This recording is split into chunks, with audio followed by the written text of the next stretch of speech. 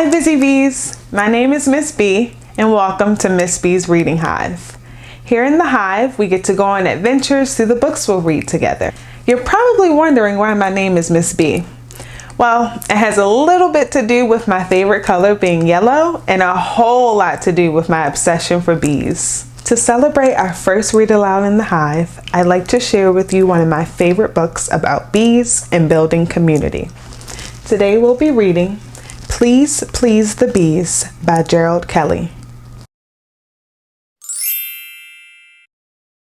Please Please the Bees by Gerald Kelley. Benedict was a creature of habit. He liked to do the same thing every day. Every morning he woke up at the same time. Every morning he stretched, he scratched, he yawned a great yawn. Every morning the bees delivered 3 jars full of honey.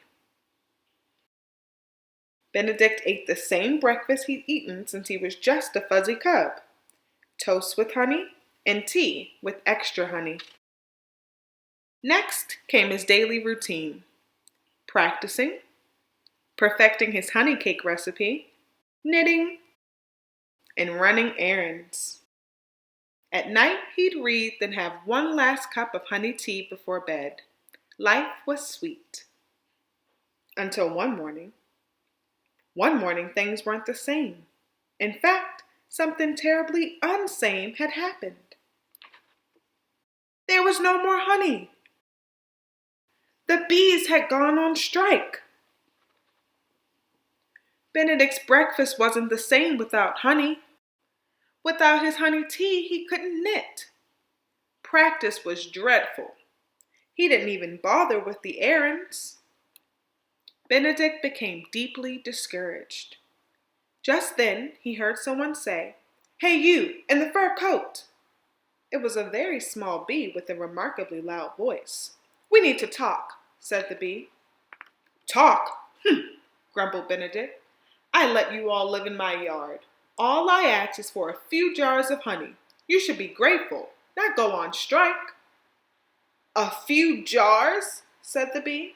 "Buddy, we deliver 3 jars of honey to you every day, every month, every year. Do the math, Einstein." "The hive is a wreck," the bee continued. "It's all we can do to keep the walls from falling in. The roof leaks, wind blows through the cracks. The last 3 queens up and quit on us because of the lousy working conditions." The bee showed Benedict the garden. "Look," the bee said, "weeds everywhere.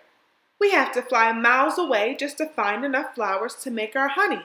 So we voted to strike." "You're taking us for granted," the bee declared.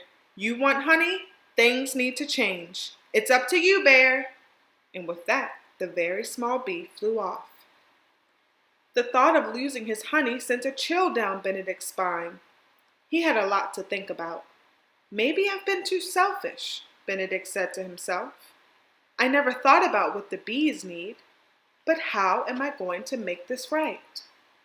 So he did some research. He did a little shopping. And he did a lot of work. Benedict even learned how to harvest honey.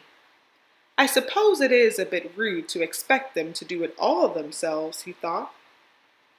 Finally, he was ready to show the bees all the work he'd done. What would they think? He held his breath as he waited. Then he heard the remarkably loud voice of the very small bee. "Drop the signs, girls! Time to get back to work!"